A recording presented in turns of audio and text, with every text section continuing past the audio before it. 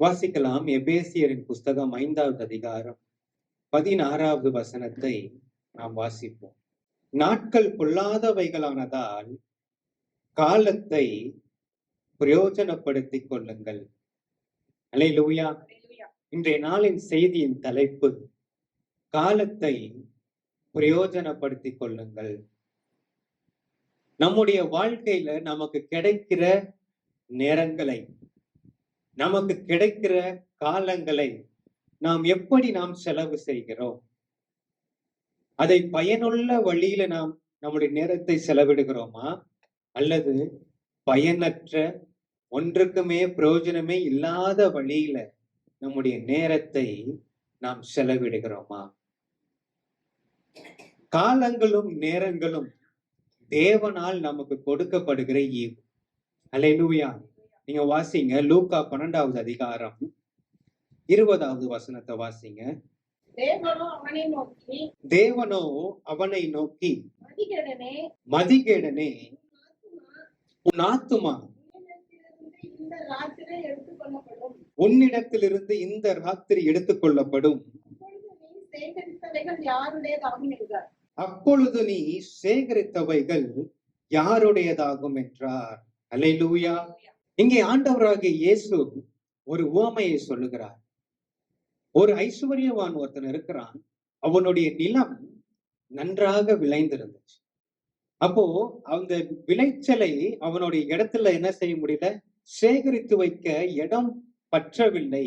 இடம் பத்தாததுனால அவர் என்ன செய்யறான்னா, அவன் தன்னுடைய களஞ்சியத்தை அவன் இடித்து அதை பெருசாக்கி தன்னுடைய வயலில விதைந்த அந்த விதைப்பை எல்லாம் கொண்டு வந்து அதில் சேர்த்து வைத்து தன்னுடைய ஆத்துமாவை பார்த்து, நீ நன்றாக புசித்து குடித்து நீ பூரிப்பாயிரு என்று அவன் தன்னோட சொல்லிக் கொள்ளுகிறான். அப்ப இந்த ஐஸ்வர்யவானை பார்த்து தேவன் மதிகேடனே என்று தேவன் அழைக்கிறார். தேவன் மதிகேடனே என்று இவனை அழைக்க, ஏன் இவனை அப்படி அழைக்க வேண்டும்? அவனுடைய வயல்ல தான் விளைஞ்சிருக்கு. அப்ப அந்த தானியங்கள் யாருக்கு? அவருக்குரியதான் அந்த தானியங்கள் இல்லையா? அப்போ அதுக்கு சேகரித்து வைக்க இடம் பத்தலன்னு அவர் என்ன செய்யறாரு, களஞ்சியத்தை பெருசாக்குறாரு. அதுல ஏதாவது தப்பு இருக்கா? தப்பு இல்லைல்ல. ஆனா ஏன் அவரை ஆண்டவர் மதிகேடன் என்று அழைக்கணும்னு சொன்னா, பிறருக்கு உதவ வேண்டும் என்ற எண்ணம் அந்த மனுஷனுக்குள்ள வரவில்லை. அல்லேலூயா. அதனாலதான் ஆண்டவர் கேட்கிறார், இன்னைக்கு ராத்திரி உன் ஜீவன் உன்னை விட்டு எடுக்கப்படுமானால் நீ சேகரித்தது யாருடையவைகளாகும்? அப்போ நமக்கு ஜீவன் இருக்கும் பொழுது நம்ம என்ன செய்யணும்னா, நம்முடைய காலத்தை நாம் பிரயோஜனப்படுத்தி கொள்ள வேண்டும். அல்லேலூயா, அல்லேலூயா. காலங்கள் யாருடைய கருத்துல இருக்கு? அது கர்த்தருடைய கரத்துல இருக்கிறது. அல்லேலூயா. சங்கீதம் 31வது சங்கீதம் 15வது வசனத்திலே சங்கீதக்காரர் சொல்லுகிறார், என்னுடைய காலங்கள் உம்முடைய கரத்தில் அல்லவோ இருக்கிறது. ஆமென். பழைய ஏற்பாட்டு காலத்துல நீங்க பார்க்கும் பொழுது தேவன் ஏசாயா தீர்க்கதரிசியை அனுப்புகிறார். எசேக்கியா ராஜாவினிடத்துல அனுப்பி எசேக்கியா ராஜாவுக்கு ஒரு செய்தியை ஆண்டவர் சொல்லுகிறார். நீ உன்னுடைய வீட்டின் காரியங்களை நீ ஒழுங்குபடுத்து, உனக்கான காலம் நிறைவேறுகிறது என்று ஆண்டவர் சொல்லும் பொழுது நமக்கு அது தெரியும், நம்ம பார்த்திருக்கோம். அப்ப காலங்களை நிர்ணயம் செய்கிறது யாரு? கர்த்தர். ஆமென். கர்த்தர் தான் நம்முடைய காலங்களை நிர்ணயம் பண்ணுகிறார். ஒரு ஐஸ்வர்யவான், அவனுக்கு இருக்கிற ஐஸ்வர்யத்தினால் அவனுடைய ஜீவன் காக்கப்படுவதில்லை. ஒரு ஐஸ்வர்யவான் அவனுக்கு இருக்கிற செல்வத்தை வைத்து அவன் தன்னுடைய ஆயுசு நாட்கள் என்ன செய்ய முடியாது, அதை அவனால் தக்க வைத்துக் கொள்ள முடியாது.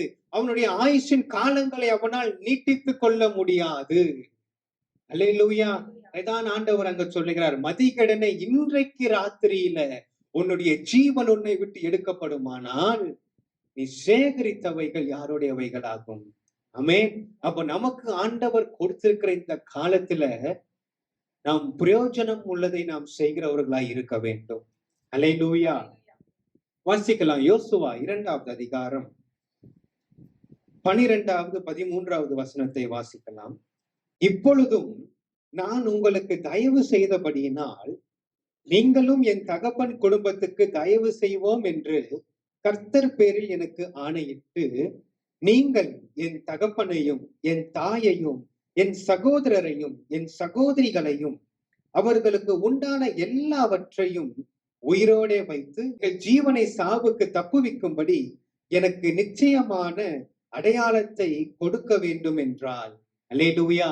இங்க ஒரு சம்பவத்தை நாம் பார்க்கிறோம். இது ராகாப்பினுடைய வேண்டுதலாய் இருக்கிறது. யோசுவா 2 நபர்களை அவர் தேர்ந்தெடுக்கிறார். சித்திமிலிருந்து 2 நபர்களை அவர் எரிகோவுக்கு ரகசியமாய் வேவு பார்க்கும்படி அவர் அனுப்புகிறார். அந்த 2 மனுஷருக்கு இந்த ராகாப் என்ன செய்யறாங்கன்னா, தங்களுடைய வீட்டிலே அவர்களுக்கு இடம் கொடுத்து எரிகோ ராஜாவுக்கு மறைத்து வைத்து இவர்களை பத்திரமாய் இவர்களை அனுப்பி விடுகிறாங்க. அந்த நேரத்துல செய்யப்படுகிற வேண்டுதல் தான் இந்த வேண்டுதல். அவங்க என்ன வேண்டுறாங்க அப்படின்னு சொன்னா, நீங்க என்னுடைய தகப்பனையும் என்னுடைய தாயையும் என்னுடைய சகோதரரையும் என்னுடைய சகோதரியையும் எங்களுக்கு உண்டான எல்லாவற்றையும் நீங்க என்ன செய்யக்கூடாது, நீங்க சாவுக்கு ஒப்பு கொடுக்க கூடாது என்று ஒரு வேண்டுதலை அவர்கள் அங்க வைக்கிறாங்க. ராகாப் இவங்க கிட்ட வேண்டுதல், எதற்கு இவங்க கிட்ட போய் ராகாப் வேண்டுதல் வைக்க வேண்டும் இல்லையா? ராகாப் எங்க இருக்கிறாங்க? எரிகோல தான் இருக்கிறாங்க. ஆனா எதுக்கு இந்த மனுஷங்க கிட்ட போய் அவங்க ஒரு வேண்டுதலை வைக்கணும்? ஒரு பெரிய மதில் அவங்கள சுத்தி இருக்கு பாதுகாக்க. அந்த மதிலை தாண்டி யாருமே உள்ள வர முடியாது என்று எரிகோ ராஜா சொல்லி கொண்டிருக்கிறான். அப்புறம் எதுக்கு இவங்க போய் ஒரு வேண்டுதலை செய்யணும்? வசனம் 10வது வசனம் 11வது வசனத்தை வாசிப்போம்.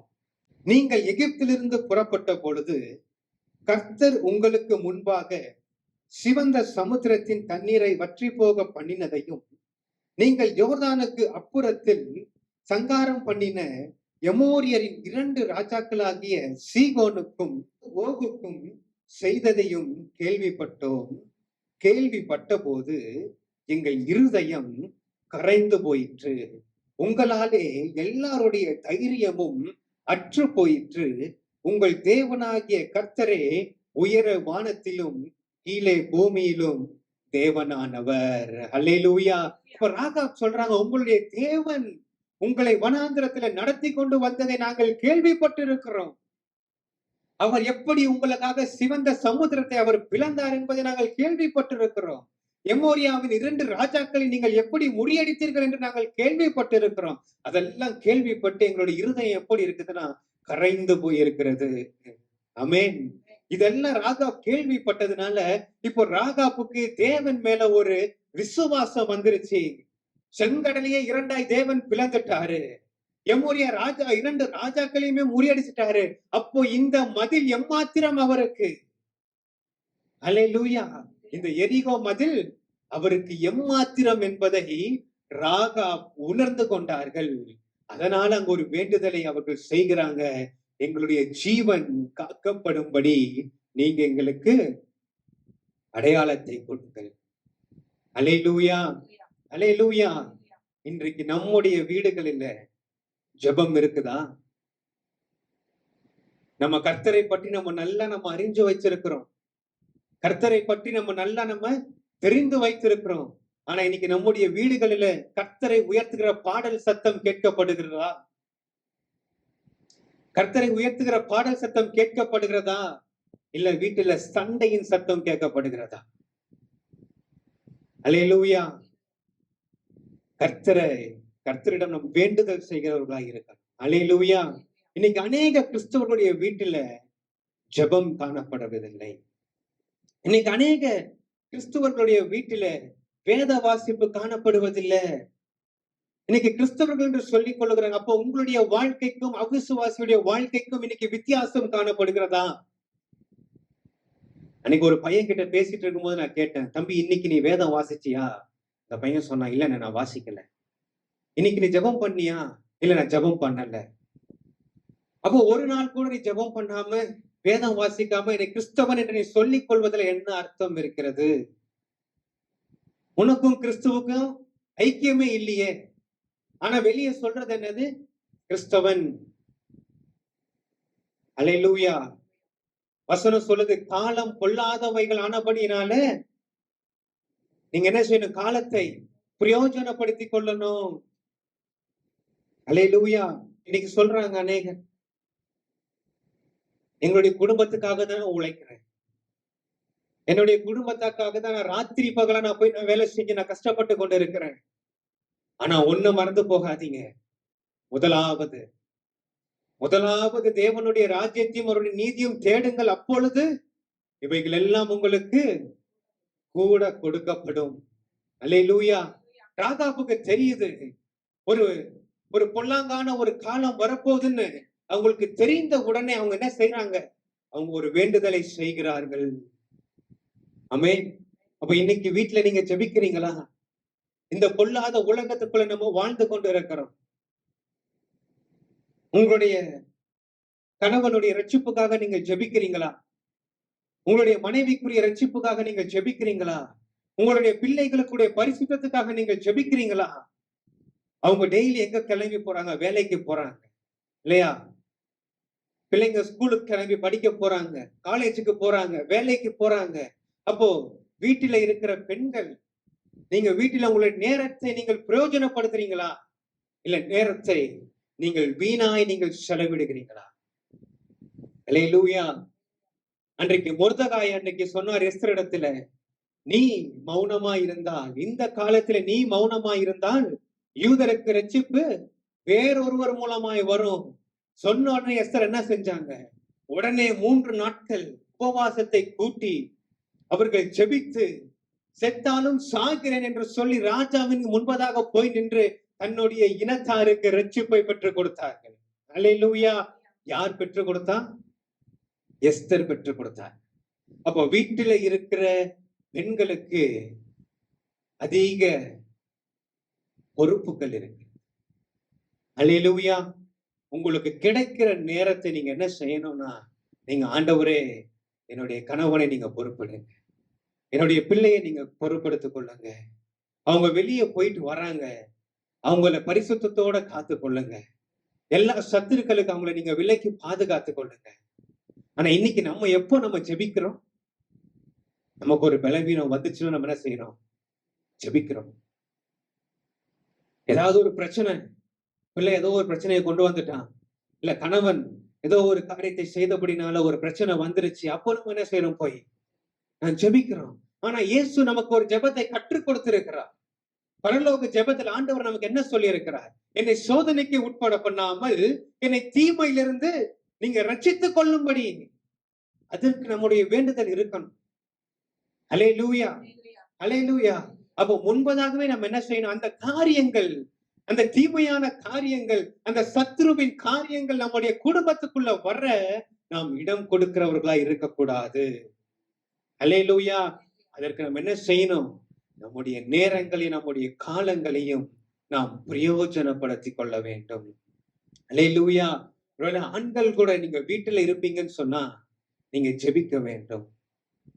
வாலிப தம்பி தங்கச்சி நீங்க வீட்டுல இருப்பீங்கன்னு சொன்னா நீங்க உங்க அப்பா அம்மாக்காக நீங்க என்ன செய்யணும்? நீங்களும் உங்க குடும்பத்துக்காக நீங்க ஜெபிக்க வேண்டும்.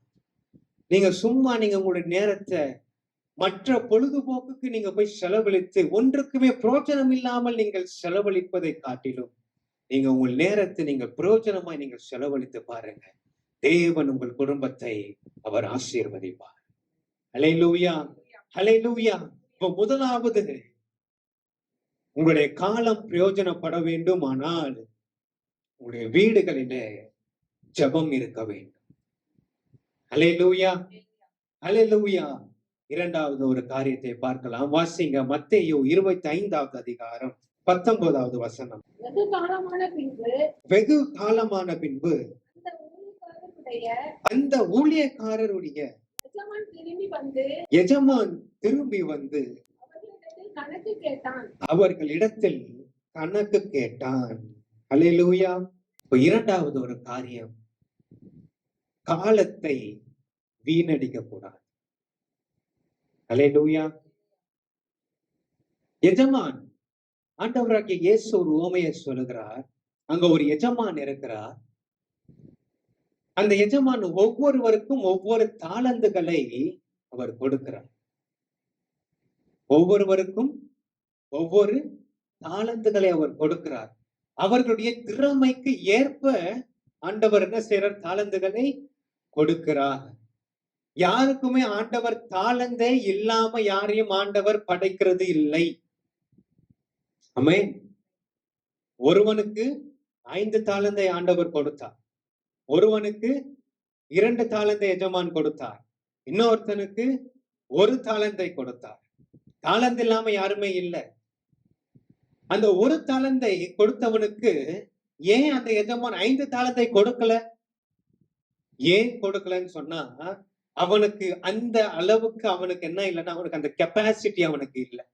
அந்த 5 தாளந்தை அவன் பெற்றுக்கொள்வதற்கான அந்த அந்த கெப்பாசிட்டி அவனுக்கு இல்லை. அதனாலதான் அவனுடைய திறமைக்கு ஏற்ப இவனுக்கு ஒண்ணுதான் இவனுக்கு கொடுக்கணும், அதுதான் இவனால தாங்க முடியும், அததான் அவனால உபயோகப்படுத்த முடியும். அதை தெரிந்துதான் ஆண்டவர் என்ன செய்யறாரு, 1 தாளந்தை அவனுக்கு கொடுக்கிறார். ஆனால் அந்த 1 தாளந்தை கூட அவன் என்ன செய்தானா, அதை அவன் உபயோகிக்கவில்லை, அவன் அதை பயன்படுத்தவில்லை. அவன் கர்த்தர், அவன் அந்த எஜமான் கொடுத்த அந்த தாளந்தை அவன் என்ன செய்தானா, அவன் குழி தோண்டி அவன் அதை புதைத்து விட்டான். அவன் ஒரு சோம்பேறியா இருந்தான். அவனுக்கு உழைக்கணும் என்ற அந்த உணர்வு அவனுக்கு வரவில்லை. ஏதோ பொழுது விடியுது, ஏதோ சாப்பாடு கிடைக்குது, சாப்பிடுறேன், தூங்குறேன், என்ன இல்லை, அவனுக்கு உழைக்க மனம் இல்லை. அவன் சோம்பேறியாய் அவன் இருக்கிறான். ஆகையாலதான் நீதிமொழிகளின் புஸ்தகத்துல சாலமோன் ஞானி சொல்லுகிறார், வாசிங்க நீதிமொழிகள் 6வது அதிகாரம் 6-9 வசனங்கள். சோம்பேறியே, நீ எறும்பின் இடத்தில் போய் அதன் வழிகளை பார்த்து ஞானத்தை கற்றுக்கொள். அதற்கு பிரபுவும் தலைவனும் அதிகாரியும் இல்லாதிருந்தும் கோடை காலத்தில் தனக்கு ஆகாரத்தை சம்பாதித்து அறுப்பு காலத்தில் தனக்கு தானியத்தை சேர்த்து வைக்கும். சோம்பேறியே, நீ எவ்வளவு நேரம் படுத்திருப்பாய்? எப்பொழுது உன் தூக்கத்தை விட்டு எழுந்திருப்பாய்? இன்னொரு வசனத்தையும் வாசிக்கிறேன், அடுத்த வசனம். இன்னும் கொஞ்சம் தூங்கட்டும், இன்னும் கொஞ்சம் உறங்கட்டும், இன்னும் கொஞ்சம் கை முடக்கி கொண்டு நித்திரை செய்யட்டும் என்பாயோ? உன் தரித்திரம் வழிபோகனை போலவும் உன் வறுமை ஆயுதம் அணிந்தவனை போலவும் வரும். அல்லேலூயா. சோம்பேறியா இருக்கக்கூடாது. ஆமென். சாலமோன் ஞானி சொல்றாரு, நீ எறும்பு இடத்துல போய் என்ன செய்ய, ஞானத்தை கற்றுக்கொள்ளு. அதற்கு பிரபு இல்ல, அதுக்கு அதிகாரி இல்ல, ஆனா அது என்ன செய்யுது, தன்னுடைய காலத்துக்கு, தன்னுடைய அறுப்பு காலத்துல அதை சேர்த்து வைக்கிறது. ஆமென். நீங்க அநேகர் பாருங்க, இன்னும் கொஞ்ச நேரம் என்ன செய்யறேன், நான் தூங்குறேன். நீங்க வேலை செய்து நீங்க அலுப்பாக வந்து நீங்க தூங்கினா அதுல தவறு இல்லை. ஆனா வேலை செய்யாம தூங்கிக் கொண்டே நீங்க சோம்பேறியா உங்க காலத்தை நீங்கள் கடத்துவீர்களானால், அங்க 11வது வசனத்துல நாம் வாசிக்கிறோம், உன் தரித்திரம் வழிபோக்கனை போல வரும். உன்னுடைய வறுமை ஆயுதம் அணிந்தவனை போல வரும். அல்லேலூயா. வாசிங்க நீதிமொழிகள் 10வது அதிகாரம் 4வது வசனம். சோம்பர் கையால் வேலை செய்கிறவன் ஏழையாவான், சுறுசுறுப்புள்ளவன் கையோ செல்வத்தை உண்டாக்கும். அல்லேலூயா. நீங்க வேலை செய்யும் பொழுது நீங்க சோம்பர் கைய என்ன செய்யக்கூடாது, வேலை செய்யக்கூடாது. நீங்க ஒரு வேலை செய்யும் பொழுது அந்த வேலையில நீங்க உங்களை முழுமையா என்ன செய்யணும், நீங்க உங்களை ஈடுபடுத்தி கொண்டு செய்யணும். நீங்க சுறுசுறுப்பா அந்த வேலையை நீங்க செய்யணும். நீங்க உங்க வேலையை நீங்கள் பிடித்து நீங்க செய்யும் பொழுதுதான் நீங்க சுறுசுறுப்பா அதை நீங்க செய்வீங்க. உங்களுடைய கரங்கள் செல்வத்தை உண்டாக்கும். அல்லேலூயா, அல்லேலூயா. இன்றைக்கு இந்த செய்தியை கேட்டுக்கொண்டிருக்கிற அருமையான தம்பி தங்கச்சி, கல்விக்கு பயிர் செய்கிற காலம் உன்னுடைய இளமை பருவம். நீ இந்த காலத்துல நீ படிக்காம நீ உன்னுடைய ஃப்ரெண்ட்ஸோட நீ நல்லா ஊரை சுத்திக்கிட்டு நீ விளையாடிக்கிட்டு உன்னுடைய நேரத்தை நீ வீணாய் நீ செலவழிப்பன்னு சொன்னா பிற்பாடு நீதான் கஷ்டப்படுவ. இன்னைக்கு உன்னுடைய தகப்பன் உன்னுடைய தாயும் எப்படியாவது கஷ்டப்பட்டு உன்னை நல்ல ஸ்கூல்ல உன்னை படிக்க வைக்கிறாங்க, உன்னை நல்ல காலேஜ்ல உன்னை படிக்க வைக்கிறாங்க. உன்னை நீ கேட்டதெல்லாம் உனக்கு வாங்கி கொடுக்குறாங்க. நல்ல ஆகாரத்தை உனக்கு கொடுக்குறாங்க. நல்ல ட்ரெஸ் உனக்கு வாங்கி தராங்க. ஆனா நீ செய்ய வேண்டியது என்ன தெரியுமா? இந்த காலத்துல நீ நன்றாக நீ படித்து உன் காலத்தை நீ பிரயோஜனப்படுத்திக் கொள்ள வேண்டும். அல்லேலூயா. தேவையில்லாத சவகாசத்தை கூட போய் சுத்தி உன்னுடைய வாழ்க்கையை நீ வீணாக்கிட. இந்த காலம் நீ படிக்க வேண்டிய காலம். உன்னுடைய கவனம் முழுவதும் எங்க இருக்கணும்னு சொன்னா ஆண்டவரிடத்தில் இருக்கணும். இரண்டாவது, உன்னுடைய கவனம் உன்னுடைய படிப்புல இருக்கணும். அல்லேலூயா. அதே போலதான் ஆண்டவர் இன்றைக்கு இங்க வந்திருக்கிறவங்க ஒவ்வொருவருக்கும் ஆண்டவர் ஒரு தாளந்தை, ஒரு திறமையை தேவன் உங்களுக்குள்ள வைத்திருக்கிறார். சிலர் நீங்க நன்றாக நீங்க பாடலாம். சிலர் நீங்க நன்றாக நீங்க மியூசிக் வாசிக்கலாம். சிலர் நீங்க நன்றாக ஜெபிக்கிறவர்களாய் இருக்கலாம். சிலர் நீங்க நன்றாக நீங்க ஆத்தும ஆதாயம் செய்கிறவர்களாய் காணப்படலாம். ஆனா உங்களுடைய தாளந்துகளை நீங்கள் கர்த்தருக்கென்று நீங்கள் பயன்படுத்த வேண்டும். அல்லேலூயா. அந்த ஒரு தாளந்தை வாங்கி வைத்தவனை போல நீங்கள் புதைத்து வைத்து விடக்கூடாது. ஆமென். உங்களுடைய காலத்தை நீங்கள் பிரயோஜனப்படுத்திக் கொள்ள வேண்டும். உங்களுக்கு ஆண்டவர் கொடுத்த உங்களுடைய தாளந்துகளை நீங்கள் பிரயோஜனப்படுத்திக் கொள்ள வேண்டும். ஆமென். உங்களுக்கு ஆண்டவர் ஒரு திறமையை கொடுத்திருப்பாரானால் அந்த திறமையை உங்களை இழந்தாவது நீங்கள் தேவனுக்காக நீங்கள் பயன்படுத்துங்கள். அப்பொழுது தேவன் உங்களை ஆசீர்வதிப்பார். அல்லேலூயா. மனுஷனுக்கு தேவன் கொடுத்த ஜீவன், அந்த தீபம், அது எப்படி இருக்க? தேவன் கொடுத்திருக்கிறார். நாம் அவருக்காக நம்ம என்ன செய்யணும்? நம்முடைய வாழ்நாட்களில நாம் அவருக்காக ஏதாவது நம்ம செய்கிறவர்களாய் நாம் காணப்பட வேண்டும். அல்லேலூயா. உங்களுடைய வாழ்க்கையில நீங்க தேவனுக்காக நீங்க உங்களுடைய நேரங்களை, உங்களுடைய காலங்களை நீங்க கொடுத்து பாருங்க. உங்களுடைய திறமைகளை நீங்க தேவனுக்கு நீங்க கொடுத்து பாருங்க. தேவன் உங்களை ஆசீர்வதிப்பார். அவர் ஒருபோதும் அவர் உங்களுக்கு கடனாளியாய் அவர் இருக்கவே மாட்டார். அல்லேலூயா. வசனம் சொல்லுது, சீஷன் என்னும் நாமத்தில் ஒரு கலசம் தண்ணீரை கொடுத்தாலும் அதன் பிரதிபலனை அவன் அடையாமல் போவதில்லை.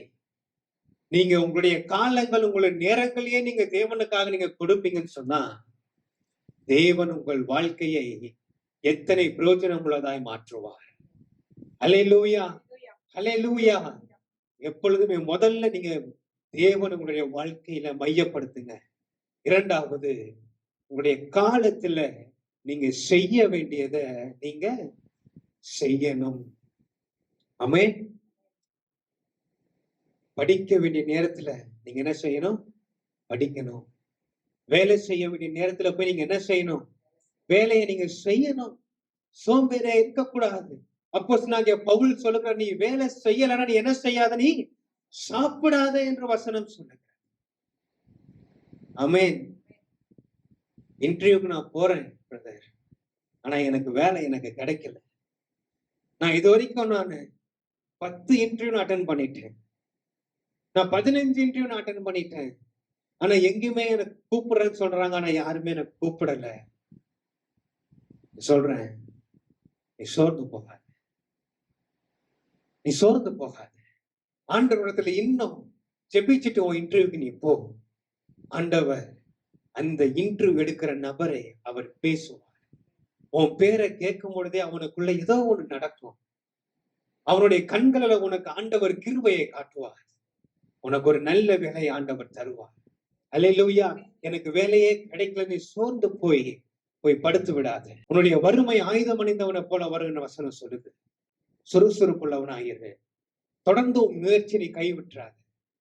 ஆண்டவரிடத்துல நீ நன்றா இன்னும் ஜெபித்து விட்டு உன் காரியத்தை நீ எழுப்பி நடப்பி உன் காலத்தை நீ பிரயோஜனம் உள்ளதாய் நீ மாற்று. அல்லேலூயா. அல்லேலூயா. உனக்கு ஆண்டவர் கொடுத்த திறமை என்ன? அதை நீ பரிசோதித்து பார். அந்த திறமை என்னன்னு அதை கண்டறி, அதை நீ வெளியே கொண்டு வா. கர்த்தர் உனக்கு உதவி செய்வார். அல்லேலூயா. அல்லேலூயா. இரண்டாவது ஒரு காரியம், காலத்தை பிரயோஜனப்படுத்திக் கொள்ளணும். ஆமென். காலத்தை நீங்க என்ன செய்யக்கூடாது? வீணாக்கி விடக்கூடாது. காலத்தை நீங்கள் பிரயோஜனப்படுத்துகிறவர்களாய் காணப்பட வேண்டும். அல்லேலூயா, அல்லேலூயா. எபேசியர் 5வது அதிகாரம் 16வது வசனத்தை வாசிப்போம். நாட்கள் பொல்லாதவைகளானதால் நாட்கள் பொல்லாதவைகளானதால் காலத்தை பிரயோஜனப்படுத்திக் கொள்ளுங்கள். காலத்தை பிரயோஜனப்படுத்திக் கொள்ளுங்கள். அல்லேலூயா. இப்ப முதலாவது உங்களுடைய காலம் பிரயோஜனப்பட வேண்டும். ஆனால் உங்களுடைய வாழ்க்கையில ஜெபம் இருக்கு. அல்லேலூயா. உங்களுடைய குடும்பத்தில ஜெபம் இருக்கும். பெற்றோர்கள் நீங்க இப்பொழுதே உங்களுடைய பிள்ளைகளை நீங்க ஜெப வாழ்க்கையில் அவர்களை நீங்கள் வளர்க்கிறவர்களா இருக்கணும். இன்னைக்கு எத்தனை பேர் உங்களுடைய பிள்ளைகள் ஸ்கூலுக்கு வேலைக்கு போகும்போது நீங்க ஜெபம் பண்ணி அவர்களை அனுப்புறீங்க? இன்னைக்கு எத்தனை பேர் உங்களுடைய பிள்ளைகளை நீ வேதம் வாசிக்காம வெளியே போக கூடாதுன்னு எத்தனை பேர் இன்னைக்கு நீங்க சொல்றீங்க? நீ ஜெபிக்காம நீ வெளியே போக கூடாதுன்னு நீங்க எத்தனை பேர் இன்னைக்கு நீங்க சொல்றீங்க? அவர்களுடைய வாழ்க்கை பிரயோஜனமாய் மாற வேண்டுமானால் நம்முடைய வாழ்க்கையில ஜெபம் அவசியம். இன்றைக்கு எத்தனையோ படிக்கிற பிள்ளைங்க இன்னைக்கு என்ன செய்யறாங்க? தற்கொலை செய்து கொள்றாங்க. ஏன்? தான் நினைச்சு நான் படிச்சேன், நான் போய் எழுதுறேன், இந்த எக்ஸாம் நான் எழுதிட்டேன், ஆனா எனக்கு என்ன செய்யல, நான் பாஸ் ஆகல. அதனால போய் என்ன செய்யறாங்க? தன்னுடைய உயிரை மாய்த்துக் கொள்கிறார். ஆனா நீங்க வசனத்துல நீங்க உங்க பிள்ளைகளை நீங்க வளர்க்கும் பொழுது தாவீது என்னங்க செஞ்சுட்டு இருந்தாரு? ஆடு மேய்ச்சிட்டு இருந்தார். தாவீதை தேவன் என்ன செஞ்சார்? உயர்த்தி ராஜாவா கொண்டு வந்தார். அப்போ ஒருவனை உயர்த்துகிறதும் ஒருவனை தாழ்த்துகிறதும் ஆண்டவர் கையில். அல்லேலூயா. அப்போ அந்த பிள்ளைக்குள்ளாக நீங்க ஒரு தன்னம்பிக்கையை நீங்க ஊட்டணும். இந்த எக்ஸாம் நான் கிளியர் பண்ணாட்டி என்ன, என்னுடைய வாழ்க்கை இதுல இல்ல, இன்னொரு முறை நான் அந்த எக்ஸாம் நான் எழுதுறேன் இல்லையா, நான் வேற எதுல எனக்கு இன்ட்ரெஸ்ட் இருக்கோ அதுல நான் என்னை ஈடுபடுத்திக் கூட வாழ்க்கையை நான் என்ன செய்யறேன், அதுல நான் கட்டணும். அல்லேலூயா. இன்னைக்கு எத்தனையோ பிள்ளைகள் தற்கொலை செய்து கொள்கிறதுக்கு காரணம், நான் நினைச்சதை என்னால அடைய முடியாது. ஆமென். பிள்ளைங்களுக்கு வீட்டுல நீங்க என்ன செய்யணும்? வசனத்தை அவங்களுக்கு ஊட்டணும். ஜெப வாழ்க்கை அவங்களுக்கு நீங்க கொண்டு வரணும். வீட்டுல நீங்க பெண்கள் நீங்க வீட்டுல இருப்பீங்கன்னு சொன்னா உங்களுடைய குடும்பத்தினருடைய ரட்சிப்புக்காக நீங்கள் ஜெபிக்கணும். உங்களுடைய குடும்பத்தில் இருக்கிறவங்களுடைய பரிசுத்தத்துக்காக நீங்கள் ஜெபிக்கிறவர்களா இருக்கணும். அல்லேலூயா. அநேக நேரத்துல நம்முடைய ஜெபங்கள் எப்படி இருக்குது? ஆண்டவரே எனக்கு ஒரு வீட்டை தான். ஆண்டவரே இப்ப நான் 2 வீலர் தான் வச்சிருக்கிறேன், எனக்கு ஒரு நல்ல கார் வேணும். ஆண்டவரே எனக்கு நல்ல ஆகாரத்தை தாரு. ஆனால் ஆண்டவர் நமக்கு சொல்லியிருக்கு, ஆகாயத்து பறவைகளை பாருங்க, அவைகள் விதைக்கிறதும் இல்லை, அறுக்கிறதும் இல்லை, களஞ்சியத்துல சேர்த்து வைக்கிறதும் இல்லை. இவைகள் எல்லாம் அவர்களுக்கு, அவைகளை உண்டாக்கின பரமபிதா அவர்களுக்கு உடுத்து வைக்கிறார். அப்ப அதை காட்டிலும் விசேஷித்தமானவர்கள் நீங்களும் நானும். ஆமென். அப்ப நம்முடைய ஜெபங்கள் எதுக்காக இருக்கணும்? நம்முடைய ஜெபம் நம்முடைய வாழ்க்கையின் பரிசுத்தத்துக்காக இருக்கணும். நம்முடைய குடும்பத்தில் இருக்கிறவர்களுடைய பரிசுத்தத்துக்காக இருக்கணும்.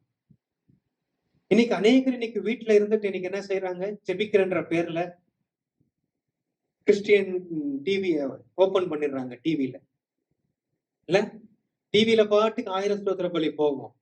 இவங்க என்ன செஞ்சுட்டு இருப்பாங்க? உட்காந்து துணியை துவைச்சிட்டு இருப்பாங்க. இவங்க என்ன செய்வாங்க? உட்காந்து அப்பதான் காய் வெட்டிட்டு இருப்பாங்க. அது ஜெபம் அல்ல. ஜெபம் என்பது நீங்கள் தனிப்பட்ட முறையிலே தேவனுடைய சமூகத்துல போய் உட்கார்ந்து அவருக்காக நீங்க ஸ்தோத்திரம் சொல்லத்தணும். டிவில யாரோ ஸ்தோத்திர பலி சொல்றாங்க, அதை நான் கேட்டுக்கிட்டு நான் போய் வேலை செய்யறது இல்லை. அப்படி நீங்க நினைத்து நீங்கள் செய்வீர்கள் என்றால் உங்களுடைய வாழ்க்கையில ஒரு நன்மையும் நீங்கள் பெற்றுக்கொள்ள முடியும். அல்லேலூயா. உங்களுடைய நேரத்தை நீங்கள் ஆண்டவருக்காக நீங்க செலவிடணும். நீங்கள் உட்கார்ந்து, நீங்கள் உங்க வாயை திறந்து, நீங்கள் ஆண்டவரை பாடி, நீங்கள் உங்க நாவினால ஸ்தோத்திர பலியை செலுத்தி, நீங்கள் கர்த்தரை துதித்து வேத வசனம் வாசித்து நீங்கள் ஜெபிக்கணும்.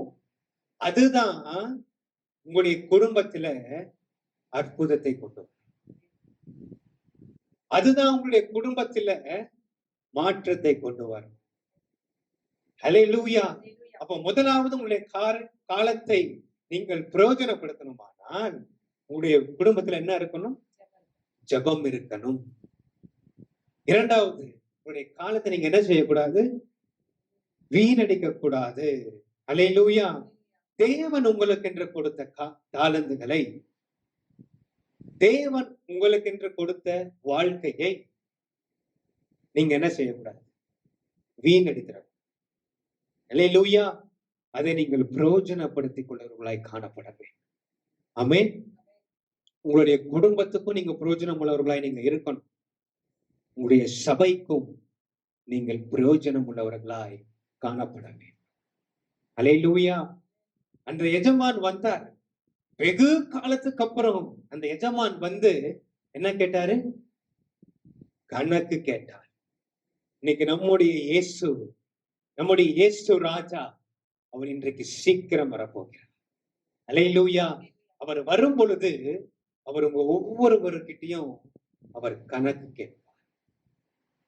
அவர் கணக்கு கேட்கும் பொழுது அவர் முன்னாடி நீங்க எப்படி நிக்க கூடாது?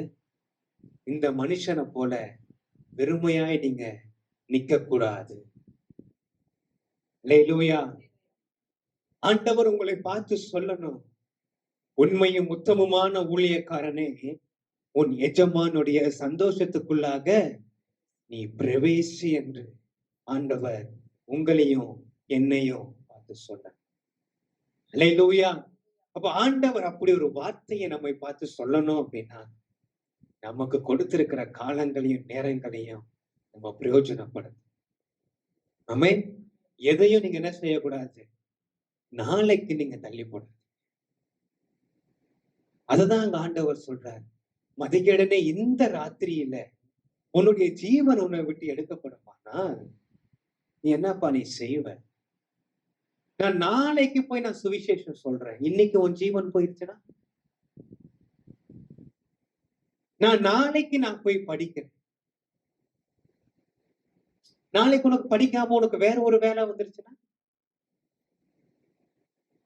ஹல்லேலூயா. காலத்தை என்ன செய்யக்கூடாது? வீணடித்திடக்கூடாது. ஆமென். கர்த்தர் கொடுத்த காலங்களையும் நேரங்களையும் நாம் பிரயோஜனப்படுத்துகிறவர்களாய் நாம் காணப்பட வேண்டும். ஆமென். ஹல்லேலூயா.